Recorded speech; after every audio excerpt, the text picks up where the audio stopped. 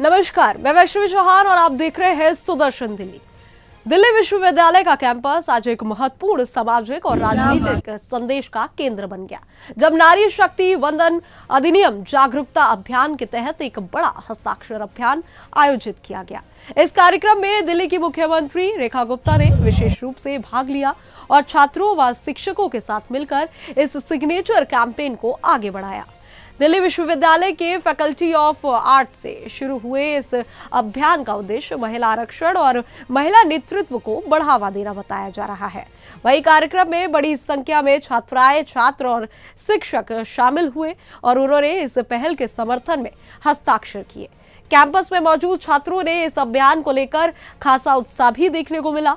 हर हस्ताक्षर केवल एक औपचारिकता नहीं, बल्कि समान भागीदारी और सशक्तिकरण की एक भावना को दर्शाता नजर आया।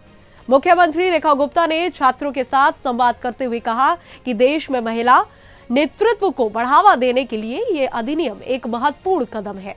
उन्होंने कहा कि प्रधानमंत्री नरेंद्र मोदी के नेतृत्व में महिलाओं को न केवल विकास की भागीदार बनाया जा रहा है, बल्कि उन्हें भविष्य के नेतृत्व की दिशा में भी आगे बढ़ाया जा रहा है। उन्होंने इस बात पर भी जोर दिया कि लोकसभा और विधानसभा में 33% महिला आरक्षण की दिशा में ये पहल देश की बेटियों के लिए नए अवसर लेकर आएगी। कार्यक्रम के दौरान मुख्यमंत्री ने छात्रों के साथ अनौपचारिक बातचीत भी की और चाय पर चर्चा के दौरान अपने दिल्ली विश्वविद्यालय के पुराने दिनों को याद किया। इस दौरान उन्होंने आगे और क्या कुछ कहा, वो आपको सुनाते हैं। हम सबके लिए बहुत ही उत्साह का और खुशी का अवसर है कि जब देश में women reservation in parliament, in assemblies इतना नजदीक दिखाई दे रहा है। मैं कई बार सोचती हूं कि भी क्या जरूरत है इस रिजर्वेशन की। हम सबको, हर कोई व्यक्ति, हर एक महिला, हर एक बेटी शायद नॉर्मल कोर्स में अपने आप चलते चलते यहां तक ना पहुंच सके। बहुत कम लोग बिना उस सपोर्ट के यहां तक आ पाते हैं।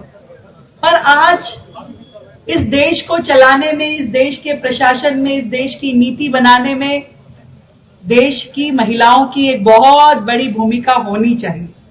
ये देश की आधी आबादी अपने देश को किस प्रकार चलाना है, अपने राज्यों में क्या नीतियां होनी चाहिए, कौन सी ऐसी व्यवस्थाएं हैं जो हम महिलाओं को, हमारे परिवारों को छूती है, उस सब की व्यवस्थाओं को ठीक करने के लिए, उस एडमिनिस्ट्रेशन को ठीक करने के लिए मैं ये समझती हूं जब महिलाएं आगे बढ़कर के आएंगी, विधायक बनेंगी, सांसद बनेंगी, मंत्री बनेंगी, मुख्यमंत्री बनेंगी, तब जाकर के आपको उस सिस्टम में वो चेंज लाना संभव होगा जिसको आप सोचती हो, जो आपके मन के नजदीक है, जिन व्यवस्थाओं को आप बदलना चाहती हो, चाहे वो सुरक्षा की बात हो, चाहे बेटियों को आगे बढ़ाने की बात हो।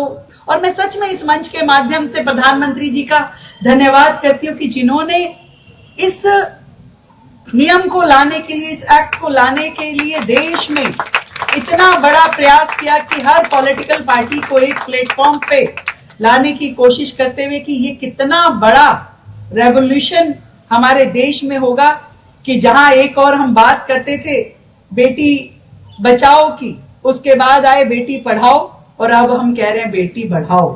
तो बेटी बचाओ से बेटी बढ़ाओ तक का ये सफर हम सबके लिए सच में एक यादगार यात्रा है। हम सब जितने लोग यहाँ बैठे हैं, अपने अपने जीवन में जरूर हमने कुछ सामाजिक दिक्कतों का सामना किया होगा, पर आने वाली हमारी जनरेशन्स उन दिक्कतों का सामना ना करे। इसके लिए जरूरी है कि महिलाएं मेज के उस और नहीं, मेज के इस और आए जहां उनके हाथ में पावर हो, डिसीजन मेकिंग क्षमता हो और एडमिनिस्ट्रेशन में उसका स्थान हो। आप सबको मेरी ओर से ढेर सारी शुभकामनाएं। और अब हमें बहुत जोरों से इस बिल के समर्थन में आगे बढ़कर के अपने विचार रखने हैं। हर एक प्रबुद्ध महिला से मैं ये निवेदन करूंगी कि अपने विचारों के साथ में समाज को हम जोड़ें और ये बताएं कि हमारी बेटियों के लिए हमारे शहर की महिलाओं के लिए, देश की नारी शक्ति के लिए कितना बड़ा निर्णय होगा, जिससे हम सबका जीवन जुड़ा है, जनरेशंस जुड़ी है, भविष्य जुड़ा है।